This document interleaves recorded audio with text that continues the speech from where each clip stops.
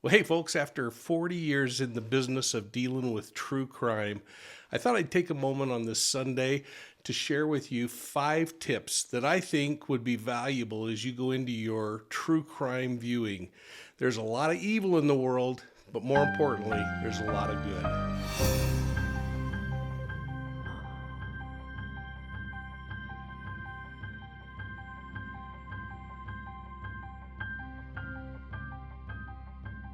Hey, well, thanks a lot for your support of Profiling Evil these past years. We're just a few subscribers away from 175,000, a mark that I never imagined would happen in my wildest dreams. So thanks so much, folks. And please, those of you who aren't members, take a moment, hit that like and subscribe button, and push us over the top. Now, true crime stories are punishing to our minds, our emotions, and frankly, to our souls. So I thought I'd take some time today and share a few tips that have helped me over the years, 40 plus years, where I've been dealing with predators and also representing victims of crime. I hope that they might help you a little bit. First and foremost, find some balance in what you're taking in. You know, I often refer to my own personal opinion about this, but you can't continue to fill your bucket with all this ugliness and not expect some of what you push out is going to be a little bit ugly. Balance is so important in the things that we do. And you might notice that I've been taking some time away from this profiling evil stuff, the onslaught of videos that I'm used to doing, the things that I was producing to kind of reclaim some balance. I'm doing fewer appearances on Court TV, News Nation, and even shows like Dr. Phil. So tip number 1, spend less time in negative thoughts and more time with loved ones such as family members and your close friends. In fact, just a couple of weeks ago, I spent the day at the Air Force Museum looking at airplanes and missiles and, of course, souvenirs with a little 4-year-old grandson. Man, I'd forgotten how long it takes a child to decide between the Model F-35 fighter and the SR-71 Blackbird. But we ate ice cream and we laughed about silly things. It was one of the best days I've had in a long, long time. Now, I decided not to respond to texts or surf the web either during the grandkids' football games and soccer games and other events. Instead, I'm focusing on the things that really matter in my life. Now, tip number 2, spend less time on social media and more time in true social experiences with real people, face to face. Schedule your social media time if you need to so that you're ensuring that you're not watching all ugly, but that you're watching some uplifting things, especially before you go to sleep. Because if you're like me, the last thing I look at is the thing that I think about all night long while I'm sleeping. It's the thing that occupies my mind and my dreams during the night. When you go to your social media accounts, have a purpose. And by the way, looking at crime cases can be a good purpose. Just make sure that you're spending less time in rabbit holes and more time in areas that are inspirational and uplifting. There's no better place than social media to see how fantastic other people's lives are and how mundane our own life can appear. At least that's my experience. But in reality, my experience has taught me that it really isn't reality when you read all those things about people. Tip number 3, focus less on negativity and more on positive things that are happening around you. Follow people who promote goodness and don't be afraid to learn from your negative experiences. You know, I talk a lot about reducing the risk of being victimized on profiling evil. Well, we can actually learn a lot from others and the mistakes that others have made. We don't need to learn every negative lesson on our own. Now, if you're feeling down, anxious, depressed, do something besides search the social media accounts out there. Go for a walk or hang out with a friend. Get some exercise. Go do something different. Now, I'm going to share an example of one area of my life where I find refuge from all the ugliness, the ugly storms that we face. And I'm going to do that at the end of the video, so I hope you'll stick around for just a moment for that. Tip number 4, give more than you're getting. Find places where you can serve others, and it doesn't have to be something that's big and planned.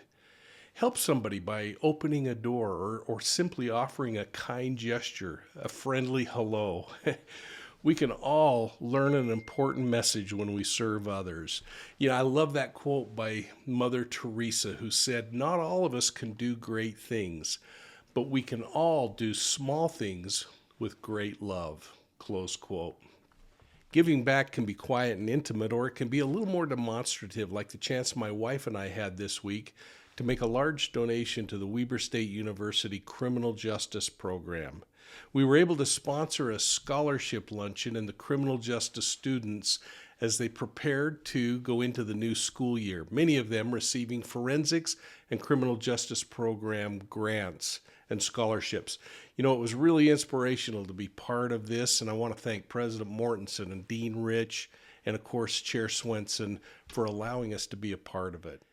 And by the way, folks, I want you to know that we try to give away as much of the revenue that we make as possible to help law enforcement training and functions and children and other kinds of things, even including paying for a few funerals last year of people that we helped find. Now, we donate regularly through the book sales of our book, Deceived, an investigative memoir of the Zion Society cult. And that money is set aside to build a new children's advocacy center, which is scheduled to break ground in October. We're really excited about that, and you can see a rendering of what that building is going to look like when it's completed. So, folks, thanks so much for your kind donations. It's expensive to run a YouTube channel, and there's some of you out there that really complain about the fact that we make money. I hope you'll get over it, because there's really no sense in doing this if we can't make a little money and do something good with it. Now, some use it as their income. Thankfully, we're in a position that we don't have to.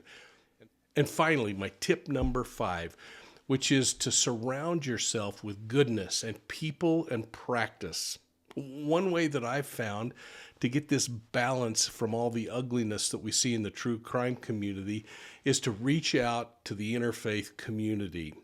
There are 5 faith traditions in the world. They're Judaism, Christianity, Islam, Hinduism, and Buddhism. My wife and I have had the chance to rub shoulders, travel the world, and serve alongside faith leaders from more than 180 different churches in northern Utah. Regardless of the faith tradition we worked with, the values are very similar. Of course, we have some doctrinal differences, but we've found that all of these faiths have hope in a higher power. They feel that serving other people is paramount, and they want nothing more than peace and inclusion. There certainly are bad apples out in every corner of the world, but I believe that good is going to win in the end. And to that end, I want to encourage you to seek out some balance in your life. Balance that results in security and peace. One of the things that my wife and I do to get that balance is we organize an interfaith concert every year. This is our 9th year, and tonight's the big night. We're going to be on our way here in a few minutes. It's a time when we bring people together from all of the different faith traditions to spend an evening worshiping through music. Now, if you happen to be in northern Utah, make sure you stop by the Ogden Tabernacle at 7 p.m. and join in on the celebration. Now, bring some canned food items, because we use this as a chance, with thousands of people coming, to fill up our food banks around the community. Whether it's Catholic Community Services or First Baptist Church or the Latter-day Saint faith, we're trying to fill the pantries to help people through the holidays. So make sure you bring something and come early. Otherwise, you might get turned away. Every year, hundreds of people don't make it in because the building fills to overflowing. Now, you might recognize a little piece of the Profiling Evil introduction in these promotional videos, and I'm going to end with a snapshot of the amazing music ministries that we're going to enjoy tonight. Hey, good luck in your personal sleuthing, folks. And please, take some time and make sure you're finding balance in the things that you're pursuing. Thanks a lot. We'll see you soon at the next crime scene. Hello, I'm Clay Christianson, and I'm a retired organist emeritus at the Salt Lake Tabernacle, and I have the pleasure of performing at the wonderful Ogden Interfaith concert at the Ogden Tabernacle. I think it's really important that people come together as a community, that they respect each other's faith, and that they're willing to support each other. And there's no better example of that than the Ogden Interfaith concert, which in past years has filled the 1,600 seats here at this beautiful venue of the Ogden Tabernacle with performers of different cultures all coming together and delighting the audiences. The feeling of togetherness and closeness and camaraderie is really exceptional. The Ogden Tabernacle is a very special place. It was rebuilt when the temple was rebuilt next door. And it's especially wonderful for an organist because a part of this rebuilding was the rebuilding of the organ so that it's a new instrument. And I was blessed to be on the committee and served as the organist consultant for this project, creating one of the finest organs in the state of Utah. And so I would extend to you my personal invitation that you'll be missing out if you don't come here September 10th and partake of this splendid free interfaith concert, which will not disappoint. It won't just have organ music, it'll have all kinds of things, more variety probably than you've ever seen on one program. We'll see you then.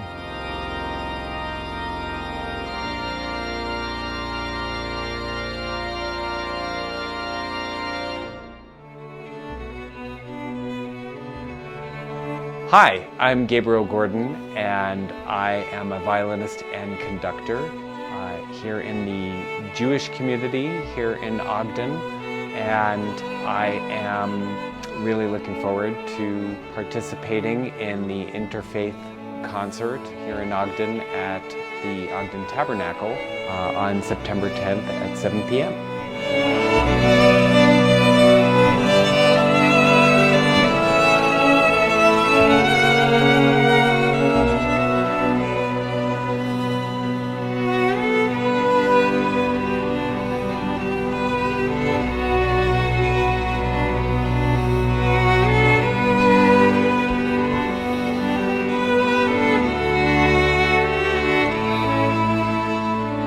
Well, I think that we are definitely stronger together as a society, and one of the things that's most important in society is our faith.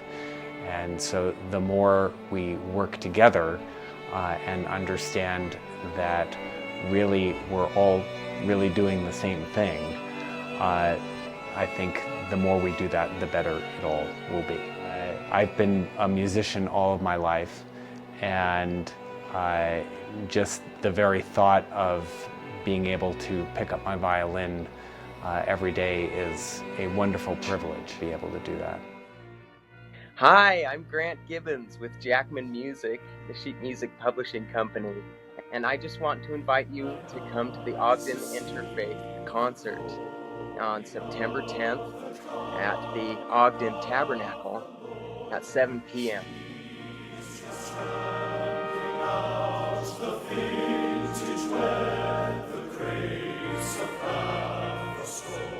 So I think this interfaith concert is a very important thing for our community.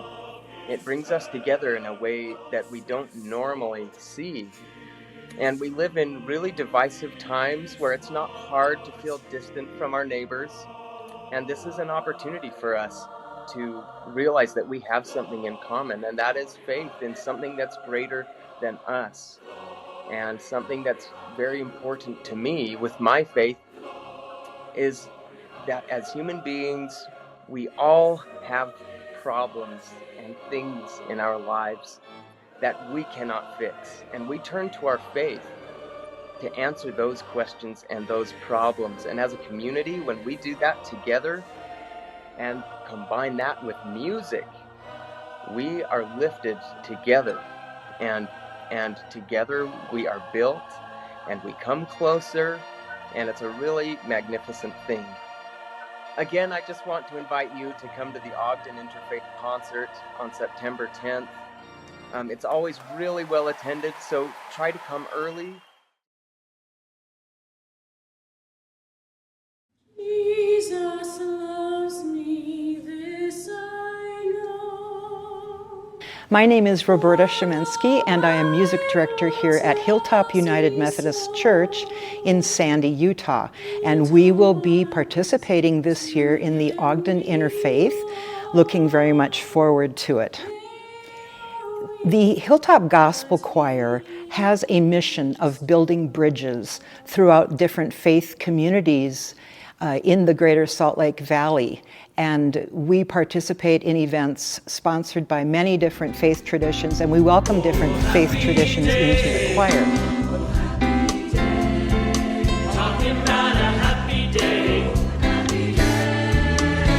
But we're participating in the Ogden Interfaith because it brings people together that normally do not have opportunities to get together. And what better means to do that than through music? With the interfaith that we did there before, we certainly enjoyed seeing the different groups that were performing and the wide variety and range of styles, telling us that there are many different ways to praise God and different ways that we can bring the gospel to people. Hi. Hi. I'm Matt. And I'm Savannah. And we are so excited to announce that we will be joining the Ogden Interfaith Concert on September 10th in the Ogden Tabernacle. Yeah, this is something that we're so excited to do. We love the idea of, so many different faiths getting together for worship and for a fun concert. So it's important, we feel like, to come together, people of all different faiths, just to support each other and just to learn from each other. Breath of heaven, hold me together, be forever near me. Breath of heaven. Appreciate each other. I feel like there's like you said, there's so much we can learn from each other, and just the unity that will be there at this concert is going to be something really special. So Agreed. You don't want to miss it. Come join us and many other faiths that'll be represented that night, and we hope to see you there. Mm-hmm.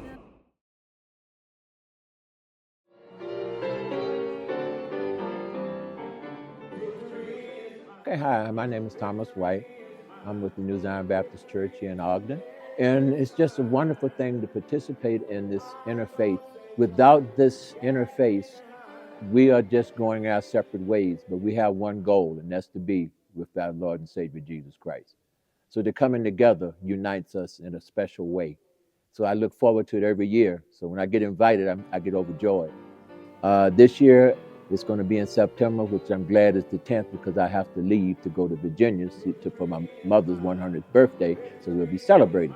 So when I get back, I'm going to be really overjoyed because now I can share what the Lord has blessed me with to have my mom for 100 years. Okay, I'll be performing tonight. Lord, help me to hold out. Because with the way things are in the world today, we need him to help us to hold up because it's a very, these are trying times. And if you read Revelations, you know that sooner or later he's coming back. So I want him to help us to hold out. Yeah, I'll be having Bobby Bill. He accompanied me last year, and he's a fantastic piano player. You'll enjoy him accompanying me, and we will have a great time. I'm sure you will enjoy it. My name is Stan Hirai, and I am associated with the Ogden Buddhist Church. The group that I'm representing is the Ogden Buddhist Taiko group that's associated with the church. And the reason why we're doing the interfaith is because we've done it for a long time, and it's a lot of fun. Every year it's kind of new, and we get to see different things and different musical elements from different cultures and different religions. So it's a lot of fun.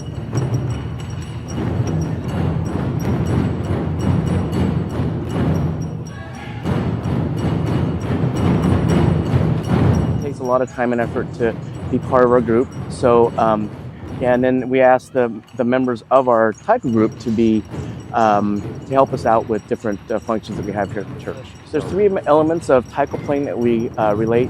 The first is the drum, of course. It represents the world of Buddha or the world of enlightenment. The second is the player themselves, who represent the world of man. And so the link between the two is the bachis, or sticks, and they represent the Buddhist teachings. So when we play the drums, we're trying to become one with the drum, or trying to become one with Buddha, and that is to reach enlightenment. So that's the reason why we play the drums. Hello everyone, I am the abbot of Ogden Buddhist Church. I would like to invite everyone to join with interfaith concert at Ogden Tabernacle on September 10 at 7 p.m. Why we join with that? Because that is a happy place. Everyone go to there. We are happy, and also the world need happiness for any family in the world. That's why we need to join with them.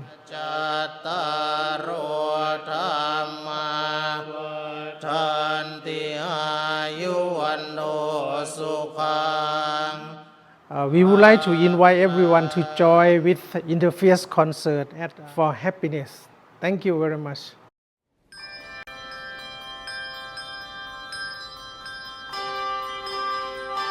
I'm Mary Beck. I represent the Westminster Bell Choir, which is sponsored by the First Presbyterian Church in Logan, Utah. I've been the director of the organization for 2 years, and in the past I was a bell ringer and able to participate in one of these Ogden Interfaith concerts, and it was such a beautiful experience. We are very excited to come again, and we are really looking forward to participating in this concert. We love being able to participate in activities like the Interfaith concert because it brings such a diversity and finds common ground of shared faith and love of music. Music is an international type of language. Everybody understands it and communicates through music, and it's inspiring and uplifting for all, and I think it is very unifying. It brings us together and we find common love together.